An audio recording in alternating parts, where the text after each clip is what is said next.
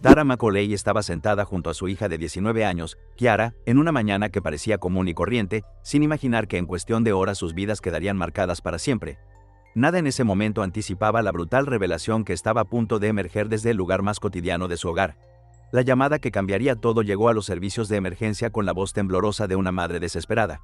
Entre frases confusas y silencios cargados de miedo, se informó que dentro de una casa había ocurrido algo impensable, que una joven había presenciado un acto de violencia extrema y que una persona yacía sin vida en un garaje. La información era fragmentada, alarmante, y dejaba a los operadores con más preguntas que respuestas. Lo único claro era que había una posible escena de homicidio y que no se sabía si el peligro había terminado. En cuestión de minutos, varias patrullas se dirigieron a una tranquila calle residencial.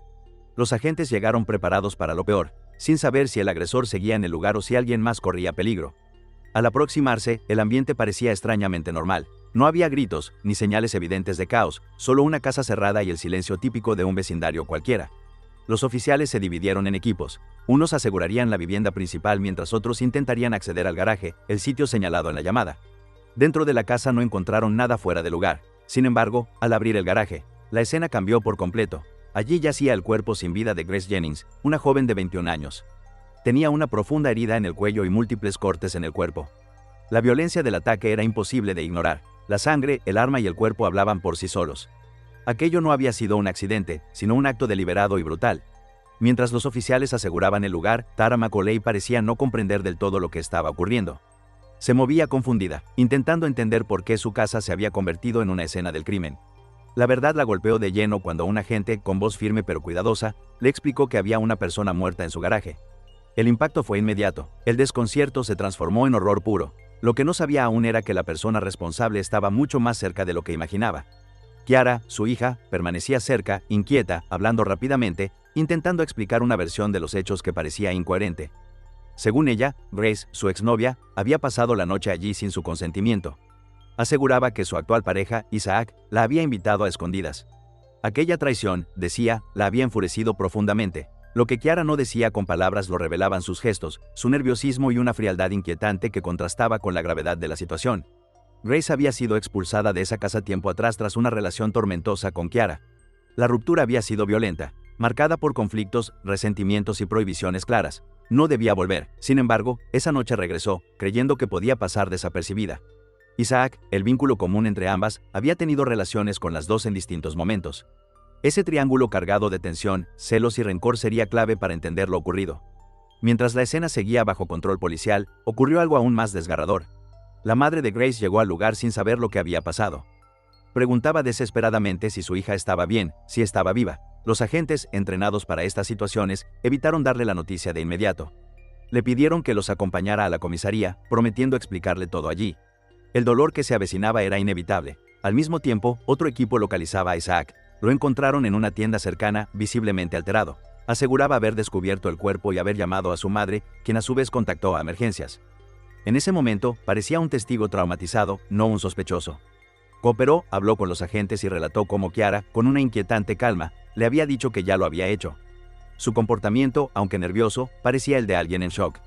Ambos, Kiara e Isaac, fueron trasladados a la comisaría. Allí comenzarían interrogatorios separados que revelarían una verdad mucho más oscura de lo que cualquiera había imaginado. El detective a cargo, Javier Vigil, era un investigador experimentado. Su objetivo era claro: reconstruir cada detalle, identificar responsabilidades y descubrir si aquel crimen había sido impulsivo o planeado.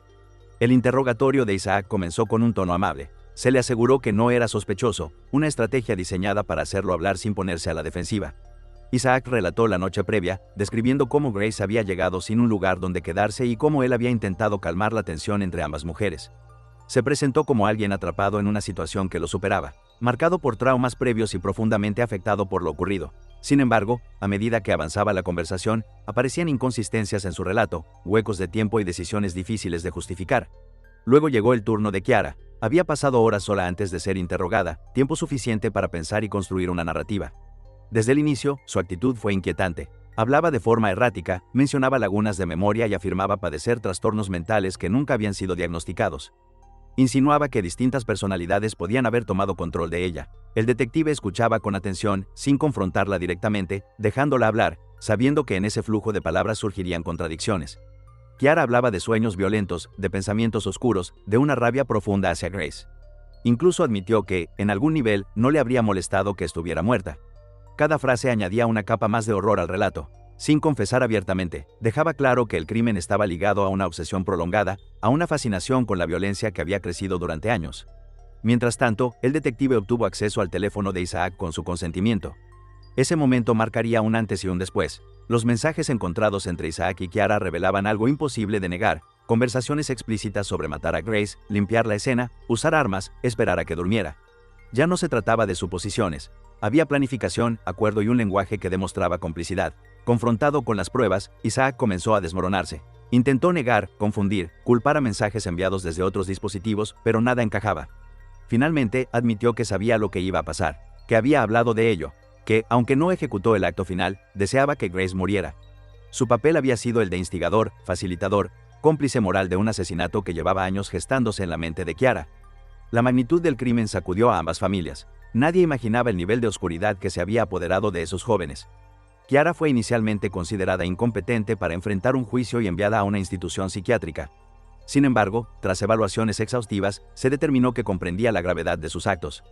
Tiempo después, se declaró culpable de asesinato en segundo grado y aceptó testificar contra Isaac. Isaac, por su parte, enfrentó un camino judicial lleno de giros. Cambió de abogados, anuló acuerdos y se declaró no culpable, alargando el proceso. Ambos enfrentan condenas que podrían mantenerlos tras las rejas durante décadas, hasta bien entrada la mitad del siglo. Este caso dejó una estela de dolor imposible de borrar. Una joven perdió la vida de manera atroz, 2 familias quedaron destrozadas, y una comunidad entera se vio obligada a enfrentar una realidad incómoda: que el mal no siempre se anuncia con señales evidentes, que puede crecer en silencio. Alimentado por resentimientos, fantasías violentas y relaciones tóxicas, lo ocurrido en aquella casa no fue un arrebato momentáneo, sino el desenlace de una espiral oscura que nadie supo detener a tiempo. Tara, todavía en shock, pasó los días siguientes repasando cada detalle en su mente como si buscara una grieta por donde escapar de la realidad. La casa dejó de sentirse como un hogar y se convirtió en un recordatorio constante. Cada puerta, cada rincón, cada sonido del garaje cargaba con el peso de lo ocurrido. En entrevistas posteriores, lo único que podía repetir era que no entendía cómo todo había pasado tan cerca de ella, cómo pudo convivir con la mentira sin notarlo, y cómo su vida se partió en dos en cuestión de minutos. Para la familia de Grace, el duelo fue doble: la pérdida brutal y la necesidad de entender por qué. La madre, que llegó preguntando si su hija estaba respirando, tuvo que cargar con la respuesta más devastadora, y luego con el proceso interminable de audiencias, informes forenses y declaraciones. En cada paso, la imagen de Grace dejaba de ser solo una víctima en un expediente y volvía a ser lo que realmente era: una joven con nombre, historia, planes y personas que la amaban, arrancada del mundo de la forma más cruel. Con el tiempo, el caso se volvió una batalla de narrativas. Kiara intentó aferrarse a la idea de que su mente no estaba ahí, pero los hechos, los mensajes y las contradicciones fueron cerrando cada salida. Isaac, por su parte, quedó atrapado entre su propio intento de parecer un testigo traumatizado y la realidad de lo que había escrito, alentado y permitido. Los investigadores comprendieron que no era solo un crimen de ira, era una escalada, una idea alimentada durante años, y una noche en la que ambos eligieron dejar que esa idea se volviera irreversible.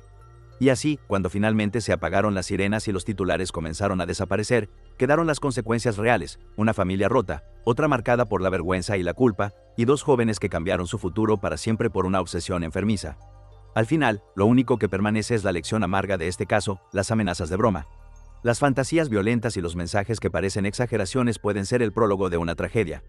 Y cuando la violencia deja de ser un pensamiento y se convierte en acción, ya no existe forma de volver atrás.